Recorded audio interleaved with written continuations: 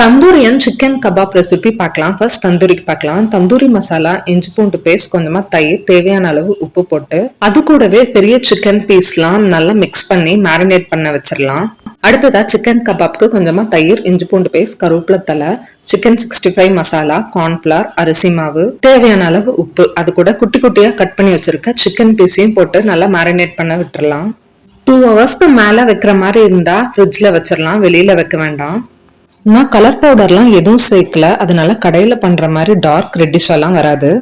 அடுத்தது சிக்கன் தந்தூருக்கு கொஞ்சமா ஆயில், நிறைய பட்டர், அதுக்கப்புறம் நம்ம மேரினேட் பண்ணி வச்சிருக்க பெரிய பெரிய சிக்கன் பீஸ்லாம் போட்டு ஒரு சைட் வேக விட்டுக்கலாம். 5 மினிட்ஸ்க்கு ஒன்ஸ் திருப்பி திருப்பி போட்டு நல்லா வேக விட்டுக்கலாம். அப்பதான் சீக்கிரமா கருகிடாம ஈக்குவலா எல்லா பக்கமும் ஒரே மாதிரி வேகும். எல்லா சைடும் ஈக்குவலா வேக எப்படியும் 20 மினிட்ஸ் ஆயிரும். தந்தூரி மினிமம் 5 to 8 ஹவர்ஸ் நல்லா மேரினேட் பண்ணி வச்சு செஞ்சா டேஸ்ட் செம்மையா வரும்.